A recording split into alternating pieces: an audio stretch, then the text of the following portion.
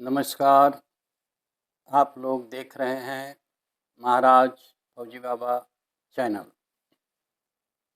आज मैं इस वीडियो में बांग्लादेश में हुए इलेक्शन के बारे में और हम लोगों की आगे प्लानिंग जो भी हो, लेकिन मैं कुछ अपना विचार व्यक्त करना चाहूँगा।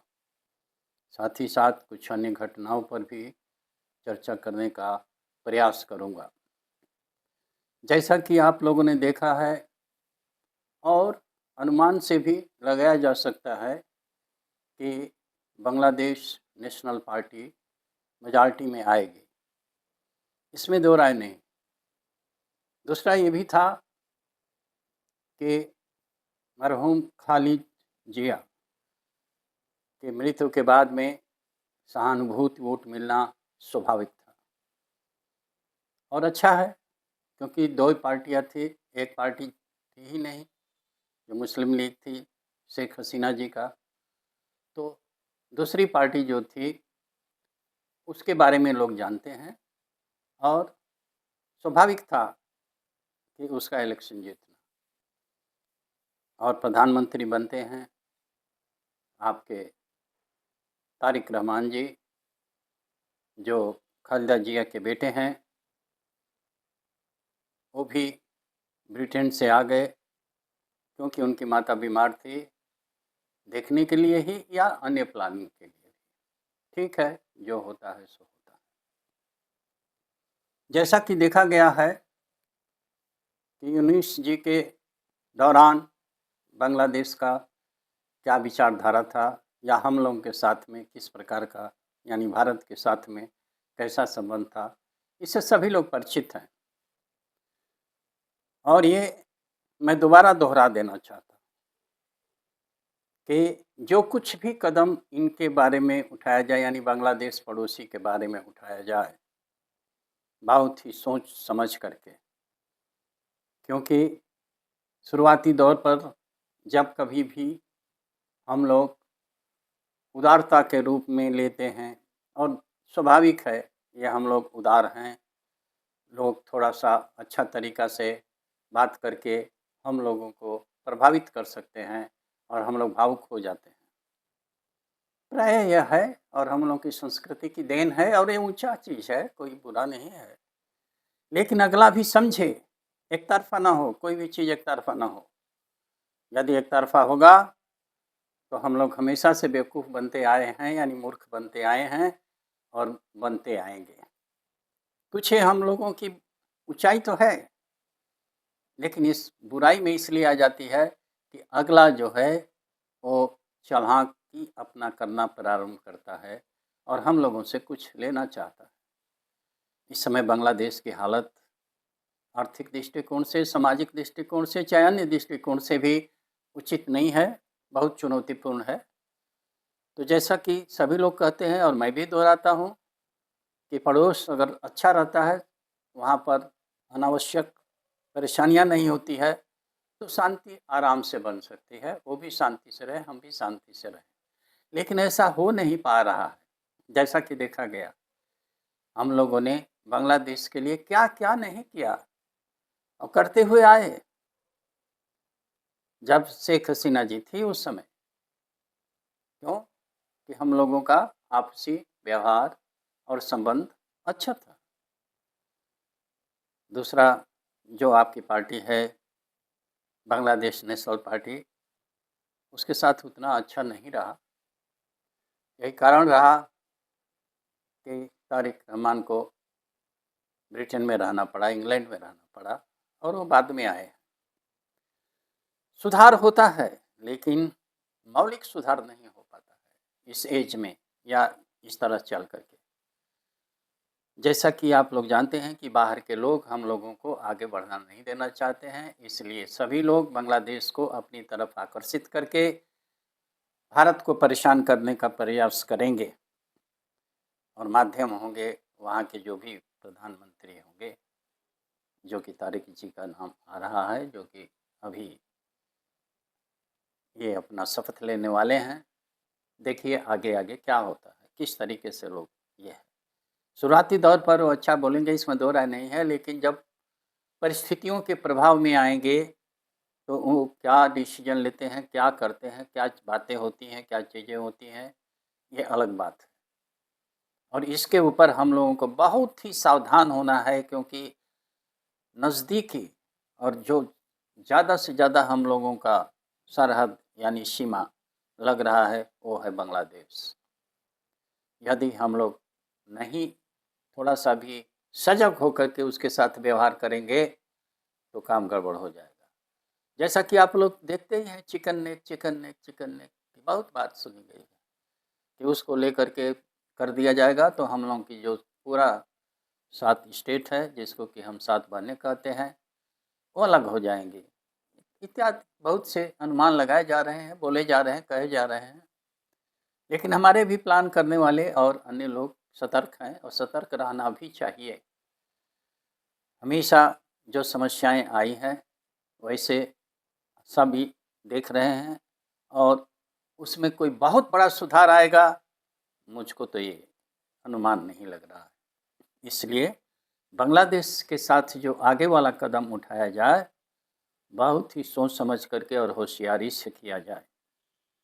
लॉन्ग प्लानिंग के अंदर में हम तो यही कहेंगे कि बांग्लादेश हमारा था और हमारा अपना बनाया जाए। लेकिन किसी कारणों से ऐसा नहीं हो पा रहा है, तो कोई बात नहीं। लेकिन उसके साथ अगर हमको समझौता करना पड़ेगा, तो ये समझौता ज़रूर होना चाहिए।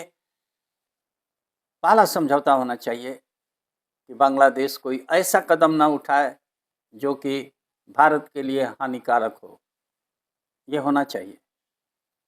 और ये अगर टूटेगा और ये होगा, तो दोषारोपण या दोषी को सज़ा होनी चाहिए।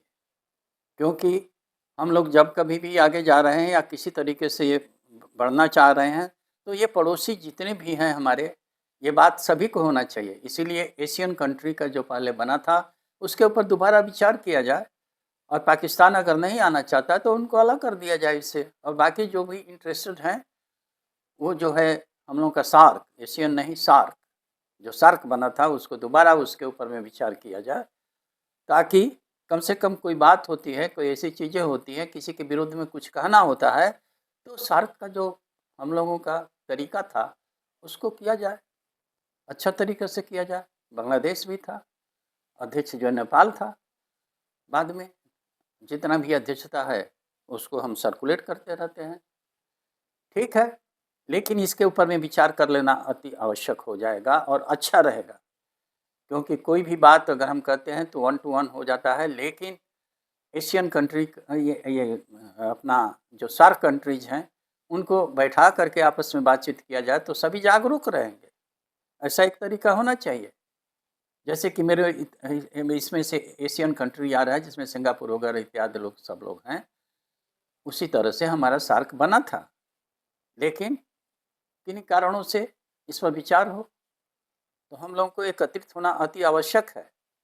और अगर नहीं हो पा रहा है, नहीं हो पाएँगे, तो 1 टू 1 अगर करना चाह रहे हैं हम किसी से बातें, तो इसका ज़रूर ध्यान रखा जाए कि ऐसा कोई कार्य ना किया जाए, जिससे कि भारत जो है प्रभावित हो जाए और उसको नुकसान हो।